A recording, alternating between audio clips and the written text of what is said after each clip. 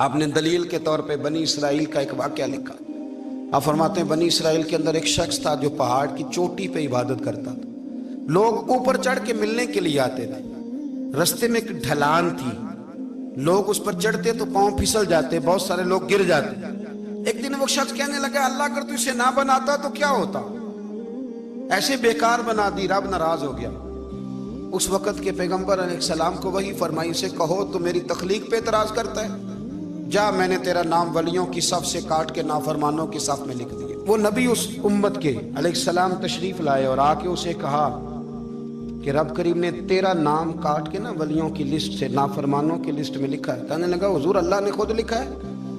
کہا ہاں۔ وہ سجدے میں گر گئے، یا اللہ تیرا شکر ہے، یا اللہ تیرا شکر ہے۔ وہ پیغمبر فرمانے لگے یہ کیا کر رہے ہو؟ عرض کی حضور آپ نے کہا ہے نا اللہ نے میرا نام لیا ہے، میں کہاں اور میرا رب کہاں؟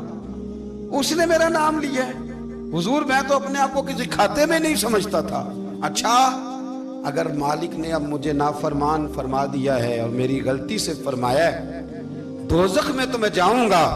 حضور آپ اللہ کے نبی ہیں، آپ کے ذریعے کی التجا ہے مالک کے حضور، رب کریم سے عرض کیجئے گا کہ اب مجھے دوزخ میں تو پھینکنا ہی ہے، تو میرا وجود اتنا بڑا کر دے، اتنا بڑا کر دے کہ میں اکیلا جہنم میں آ جاؤں۔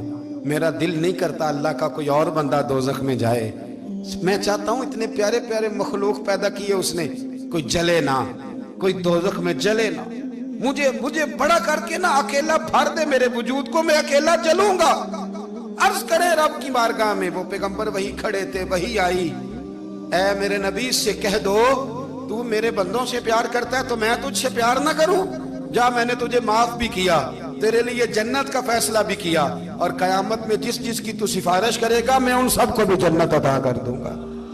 ڈاکٹر صاحب کہتے ہیں اگر تو آسانی چاہتا ہے کہ اللہ جلدی راضی ہو تو کسی کا بھلا کرنے کی کوشش کر، کسی کو نفع دینے کی کوشش کر کہ اللہ کی مخلوق سے کوئی پیار ہو جائے، کسی کو تسلی دے، کسی سے محبت کر، کسی کے ساتھ تو خیر والا معاملہ کر، رب کریم تیرے لیے آسانیاں کرے گا۔ سالوں بیت گئے، میں نے کہا 1000 سال ہو گئے ان کے وصال کو کم و بیش، کتنے جی؟ 200-300 سال کے بعد لوگ بھول جاتے ہیں۔ بہت سارے ایسے درباروں پہ جانے کا موقع ملا کہ لوگ کہتے ہیں پتہ نہیں بزرگ کون تھے، لیکن یہاں مزار ہے ان کا۔ 1000 سال بیت گئے، 1000 سال۔ وہ جب یہاں برطانیہ حکومت کرتا تھا نا، انگریز کی حکومت تھی ہندوستان میں، تو لارڈز آف برطانیہ کہا کرتا تھا کہ یہ عجیب، میں نے داتا صاحب کی قبر دیکھی ہے تو قبر پر لوگوں کے دلوں پہ حکومت کرتی ہے تو یہ قبر پر اس کا سکہ چلتا ہے۔ جو لوگ نہیں بھی نہ مانتے مزارات کی حاضری، ان کو بھی کبھی نہ کبھی آنا پڑ ہی جاتا ہے۔ یہاں کی حاضری اتنی ضروری ہے کہ ان کو بھی کبھی نہ کبھی حاضری دینی پڑ جاتی ہے۔ داتا صاحب رحمۃ اللہ تعالی علیہ نے خدمات کی، کوئی زمین نہیں داتا صاحب کی، کوئی شخص نہیں بتا سکتا کہ اتنے مربع تھے، کوئی نہیں بتا سکتا کہ داتا علی اجویری رحمۃ اللہ تعالیٰ علیہ اتنے بڑے مکان میں رہتے تھے۔ ایک مسجد بنائی ساری زندگی۔ ایک دفعہ ایک صاحب مجھے کہنے لگے جی وہاں لوگ بڑا سجدے کرتے ہیں، شرک کرتے ہیں، فلاں کرتے ہیں، طالب علمی کا زمانہ تھا۔ میں انہیں اسے کہا چل یار چلتے ہیں، آجا حاضری دے، یہ پتہ تو کریں۔ اتفاق کی بات کہ ہم جمعے والے دن گئے، عصر کی نماز تھی، داتا صاحب کی مسجد میں نا پہلی صف سے لے کر تو باہر تک گیٹ تک رش ہوتا ہے جمعے والے دن، دیکھا کبھی آپ نے؟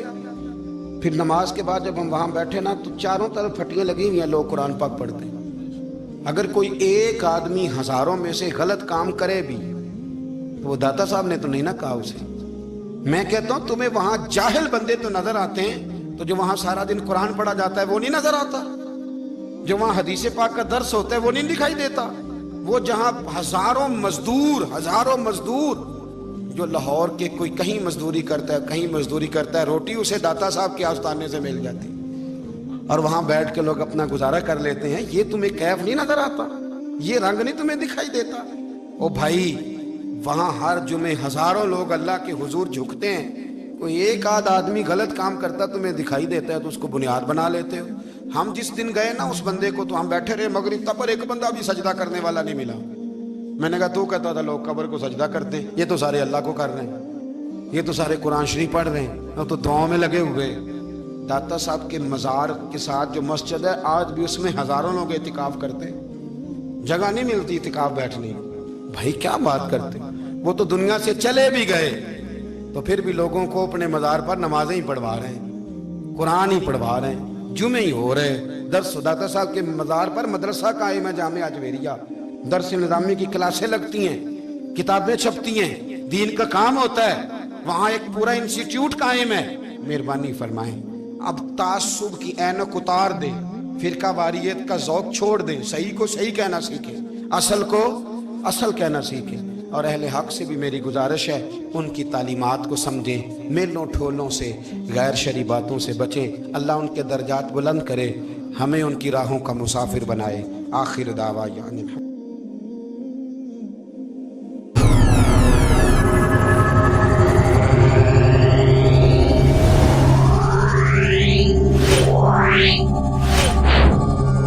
Yeah.